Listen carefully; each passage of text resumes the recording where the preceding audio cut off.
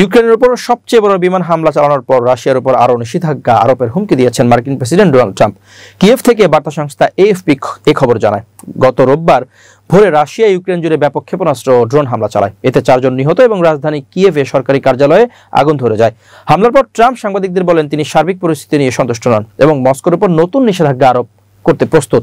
ইউক্রেনের president Volodymyr Zelensky কঠোর মার্কিন প্রতিক্রিয়ার প্রত্যাশা করেছেন। গত 15 আগস্ট ট্রাম্প ও প্রেসিডেন্ট ভ্লাদিমির পুতিনের মধ্যে যুদ্ধবিরতি নিয়ে আলোচনার কোনো অগ্রগতি হয়নি। রাশিয়া ইউক্রেনের উপর ক্রমাগত হামলা চালিয়ে যাচ্ছে। রোববারের হামলায় কিয়েভের প্রাণকেন্দ্রে অবস্থিত মন্ত্রিসভা কমপ্লেক্সের ছাদ থেকে আগুনের শিখা উঠতে দেখা যায়। 2.5 বছরের বেশি সময় ধরে চলা এই সংঘাতে প্রথমবারের মতো সরকারি কার্যালয় লক্ষ্যবস্তুতে পরিণত হলো। ইউক্রেনের জরুরি সেবা জানায়, ড্রোন হামলায় রাজধানীর বেশ কয়েকটি বহুতল ভবন ক্ষতিগ্রস্ত হয়েছে। রাশিয়া ইউক্রেনে বেসামরিকদের টার্গেট করার কথা অস্বীকার করেছে। তাদের দাবি, তারা কিয়েভে একটি কারখানা ও একটি লজিস্টিক হাবকে লক্ষ্যবস্তু করেছে। রুশ প্রতিরক্ষা মন্ত্রণালয় জানায়, কিয়েভ শহরের সীমানার মধ্যে অন্য কোনো লক্ষ্যবস্তুতে হামলা চালানো হয়নি। জেলেনস্কি তার সন্ধ্যাকালীন ভাষণে বলেন, আজকের এই হামলার ঘটনায় অংশীদারদের কাছ থেকে একটি কঠোর প্রতিক্রিয়া জরুরি। তিনি আরও বলেন, পুতিন বিশ্বকে পরীক্ষা করছে। আমরা যুক্তরাষ্ট্রের পক্ষ থেকে একটি কঠোর প্রতিক্রিয়া প্রত্যাশা করছি। এটা এখনই দরকার।